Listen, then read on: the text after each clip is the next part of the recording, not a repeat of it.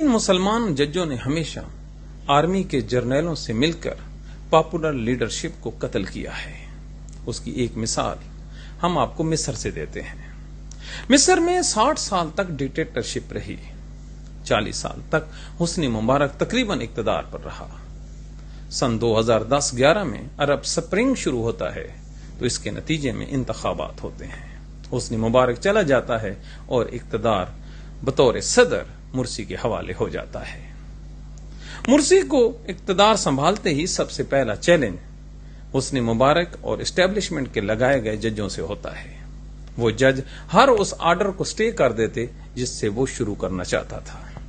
لہذا محمد مرسی نے ایک عبوری آئین پاس کیا کہ اس پر جوڈیشل ریویو نہیں ہوگا، یعنی جج اس میں مداخلت نہیں کر سکیں گے۔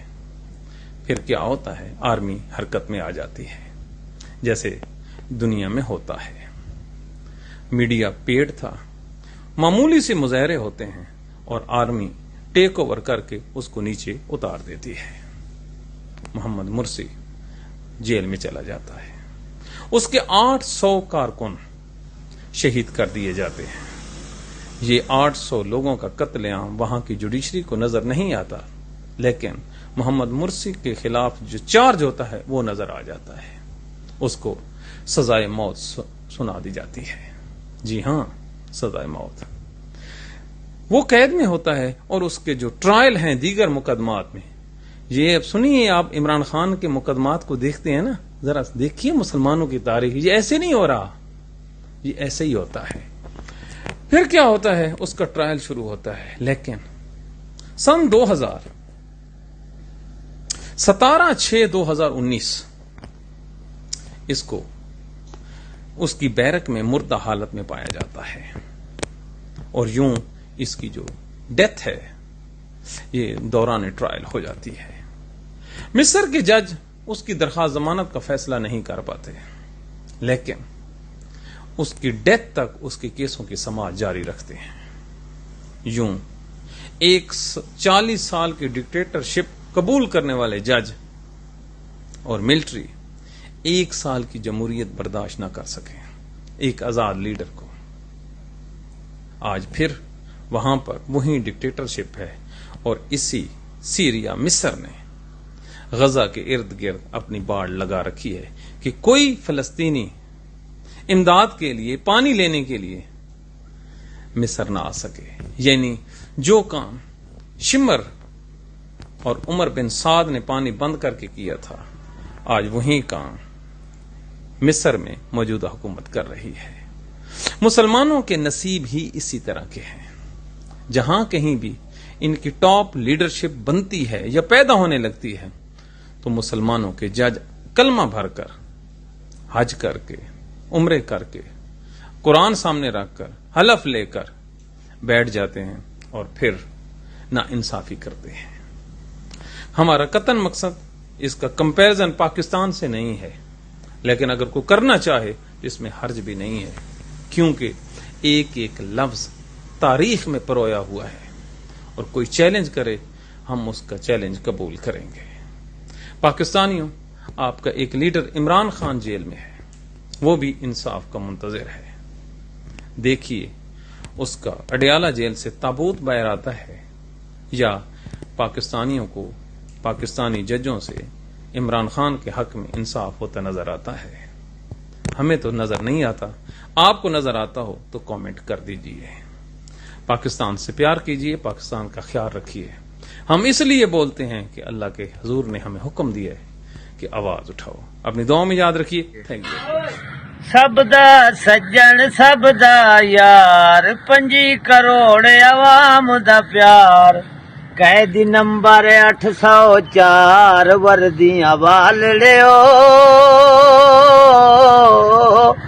انصاف کرو۔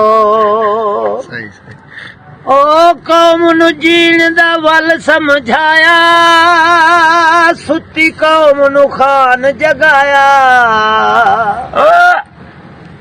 قوم نو جین دا ول سمجھایا، ستی قوم نو خان جگایا۔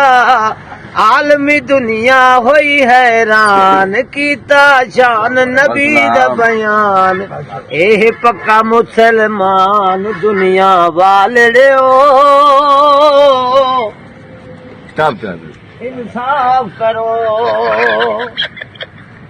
वे अमरीका तू सैफर आया खान ने हक दा लम लहराया तुसी कराया दम तमाद बनया झगड़े दी बुनियाद हूं ॾींदा मुल्क बर्बाद वर्दियां वालड़ियो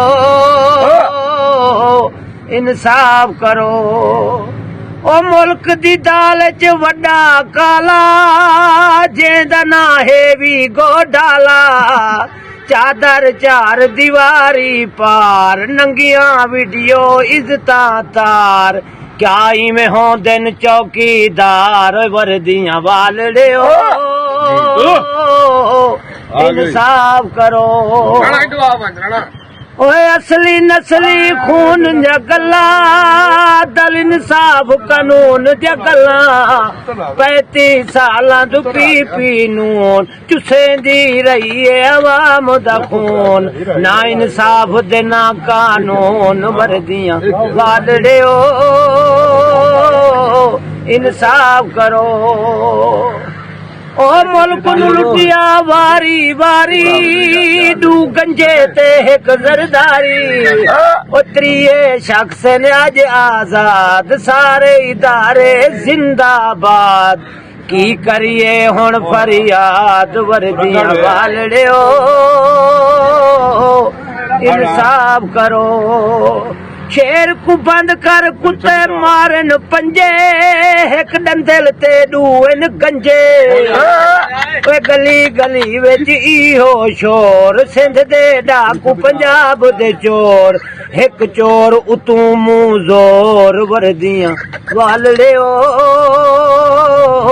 इंसाफ करो 8 फरवरी नू फैसला करना है हक नाल जीवन हक नाल मरना है ओ जुल्म दे बदले दे तू वोट करनी खान दी फुल सपोर्ट गंजा दे हाथ पासपोर्ट ते एयरपोर्ट वर्दियां वालड़ियो